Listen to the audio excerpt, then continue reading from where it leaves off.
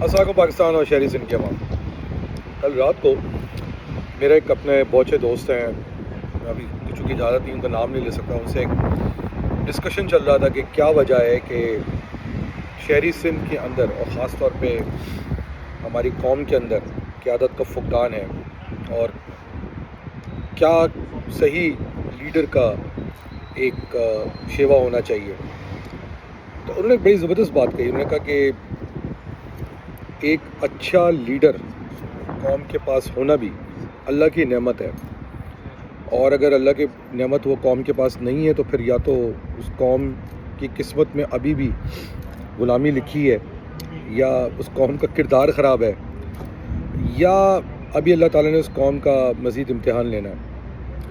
تو پھر ہم لوگ سورہ قصاص کی بات کر رہے تھے, اور ہم نے حضرت موسیٰ کے واقعے کو ڈسکس کیا, سمجھنے کی کوشش کی کہ کس طرح سینکڑوں سال تک بنی اسرائیل غلامی کی زندگی گزارتا رہا, جب تک کہ حضرت موسیٰ علیہ السلام رضی اللہ تعالیٰ عنہ نے آ کے ان کو نجات نہیں دلائی. اور تب تک فرعون نے کس طرح ان کو دو حصوں میں بانٹ کے رکھا زبان کی بنیاد پر, ایک کو حاکم بنا کے رکھا, ایک کو محکوم بنا کے رکھا. مزید جب میں نے ان سے سمجھنے کی کوشش کی کہ ایک اچھے لیڈر کی کیا نشانیاں ہونی چاہیے, تو اس نے بڑی اچھی بات کہی کہ ایک اچھا لیڈر جو ہوتا ہے اس کے اندر چار چیزیں بڑی امپورٹنٹ ہیں.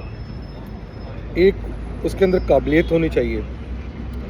دوسرا, وہ ایماندار اچھا انسان ہونا چاہیے. تیسرا, وہ طاقتور ہونا چاہیے.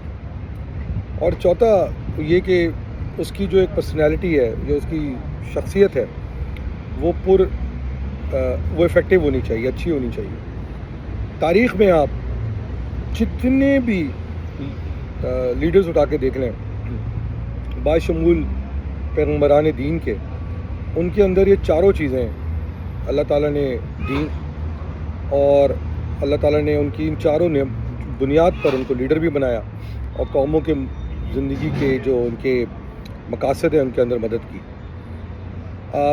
پھر میں نے اس سے پوچھا کہ یار یہ بتاؤ کہ ہمارے درمیان جو ایک مہاجر قوم کا لیڈر تھا جس کا نام الطاف حسین تھا, تو اس کو تھوڑا سا جج کرتے ہیں کہ کیا وہ ایک لیڈر تھا, کیا وہ اللہ کی دی ہوئی ہمیں نعمت تھی, کیا وہ اللہ کا دیا ہوا ہمیں عذاب تھا, کیا ایسا تو نہیں تھا کہ وہ ہمیں دیا گیا اور اس نے وہ اپرچونیٹی مس کر دی. اس کو بھی تو ہم تھوڑا سا انالائز کر سکتے ہیں. اور بڑا سا جواب آیا کہ اللہ تعالیٰ نے اس کو یہ دے کے طاقت واپس کیوں لی کہ آج وہ زندگی بھر خوار ہو رہا ہے, ذلیل ہو رہا ہے. مطلب وہ برائی جو اس کو موت کے بعد ملنی چاہیے وہ اس کو دنیا میں مل رہی ہے. تو ان چار چیزوں پہ اس کا تعین کرتے ہیں, قابلیت پہ, ایمانداری پہ, طاقت پہ, پرسنالٹی پہ. اچھا, قابلیت کی ہم جہاں تک بات کریں گے تو چلیں ایک پوائنٹ تک قابلیت تھی, بولنے کی قابلیت تھی.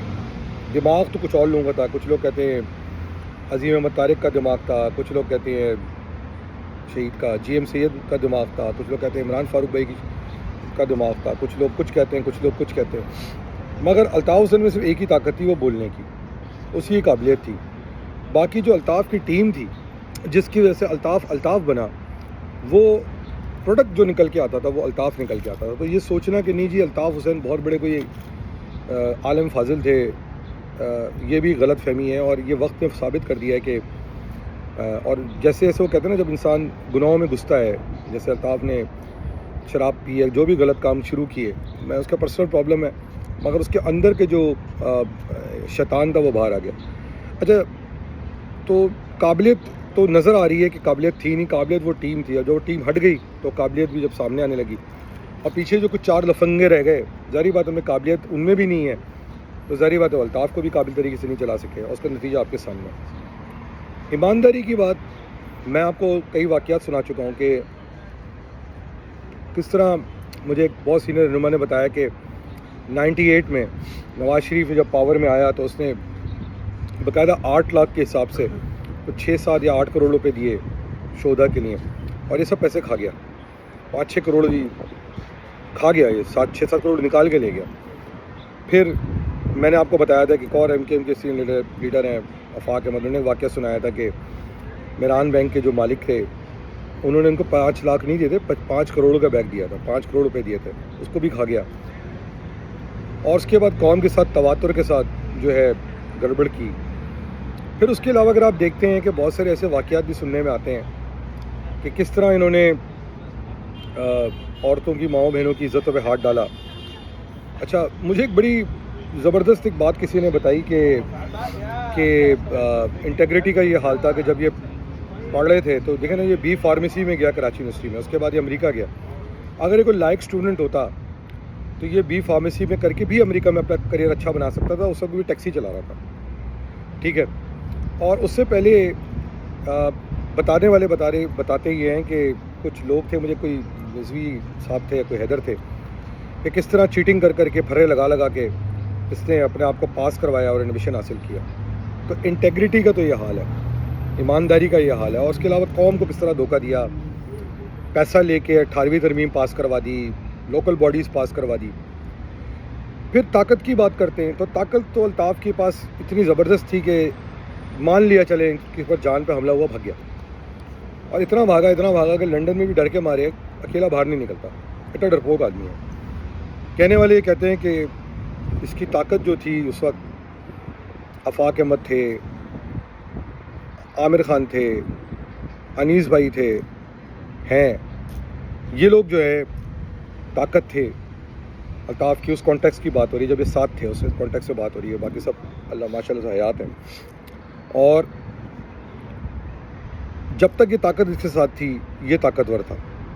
جس دن یہ طاقت ان سے الگ ہو گئی, دماغ تو الگ ہو ہی گیا تھا, طاقت بھی الگ ہو گئی, خود تو یہ ڈرپوک تھا تو ضائع ہو گیا, کسی کام کا نہیں نکلا, صرف گیدڑ بھپکیاں دیتا رہا بیٹھ کے اور نکمے پیچھے رہ گئے. آخری بات ہوتی ہے پرسنالٹی کی, کہ انسان کی پرسنالٹی, اس کا بیک گراؤنڈ بڑا امپورٹنٹ ہے, اس کی پیڈگری بڑی امپورٹنٹ ہے, خاندانی ہونا بڑا امپورٹنٹ ہے. تو میری world renowned doctor Nadeem Rizvi سے بات ہو رہی تھی اس ٹاپک پہ. تو انہوں نے کہا یار دیکھو ایک بات سوچو, یہ کبھی کہتا ہے کہ اس سے فوج میں گیا یہ. اچھا, فوج میں پڑھا لکھا آدمی جاتا ہے, وہ فوج دیکھ کے جاتا ہے کہ میں آفیسر بنوں گا, میں کپتان لگوں گا, وہ لیفٹیننٹ, سب لیفٹیننٹ لگوں گا. یہ رنگروٹ کے طور پہ فوج میں گیا. مطلب میں یہ نہیں کہہ رہا کہ رنگروٹ کم ہے, رنگروٹ ہمارے بھائی ہیں, سپاہی ہمارے بھائی ہیں, مگر اس کی سوچ ہی سپاہی کی تھی. اور یہ وہاں گیا, ظاہری بات ہے, وہاں جب سپاہی کے طور پہ گیا تو سپاہیوں کی ٹریننگ ہوتی ہے. آپ دیکھیں یو ایس مرینز کی ٹریننگ ہوتی ہے, ٹف ٹریننگ ہوتی ہے. تھوڑی سی ٹف ٹریننگ اس کے ساتھ ہوئی, اسے چیخیں مارنی شروع کر دی, الزام لگا دیا کہ چونکہ میں مہاجر تھا میرے ساتھ ظلم ہوا, بھگایا. نکما تھا ویسے. اس کے علاوہ خاندانی بھی نہیں تھا, پتہ نہیں قریشی خاندان کا کہتا ہے, پتہ نہیں کس کا کہتا ہے. عجیب مسائل تھے اس کے ساتھ.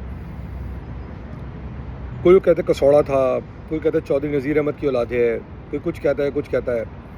تو ایسے گھٹیا آدمی کو جب آپ لیڈر بنا دیں گے تو کیسے کام چلے گا. اب تاریخ میں ہم جتنے بھی اٹھا کے لیڈر دیکھتے ہیں, اور باشمول پیغمبران دین, صوفیہ انبیاء کرام, اسے تو خیر ان کی پاؤں کی خاک بھی نہیں ہے, مگر آپ ان کی سب کی پیڈگری, یہ سب چیزوں پہ ان کو پرائے پہ دیکھتے ہیں, ان کی قابلیت پہ, ان کی ایمانداری پہ, ان کی طاقت پہ, ان کی پرسنالٹی پہ یا ان کی شخصیت پہ, تو آپ کو کوئی بھی ایک ایسا آدمی نظر نہیں آئے گا کہ جو ان چاروں پہ بہت اچھے مارکس دیتا نظر نہیں آتا.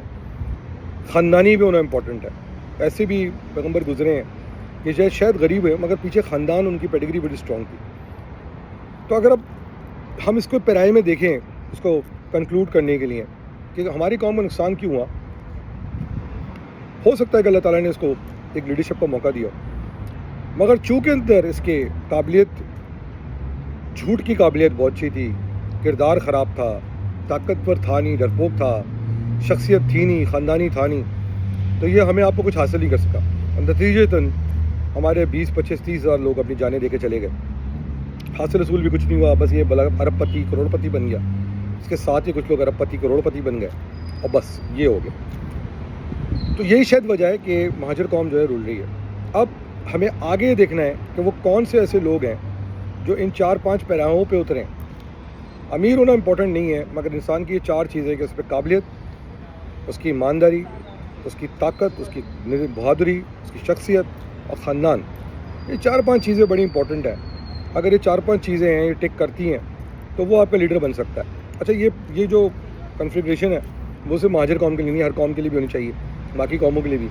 اور ہم یہاں دیکھتے ہیں کہ بہت ساری اور بھی قومیں ہیں، ان کے اندر بھی ایسے کچھ لوگ ہیں لیڈر بن کے بیٹھے ہوئے ہیں، اور شاید وہ اسی لیے ذلیل و خوار ہوئے ہیں. تو بہرحال بڑی زبردست ڈسکشن تھی. کوشش کریں گے کہ اس میں مزید بات کریں، کیونکہ میں یہ سوچ میں مجبور ہوں کہ وہ قوم جسے پاکستان آزاد کروایا وہ کیسے ذلیل ہو گئی، غلام ہو گئی.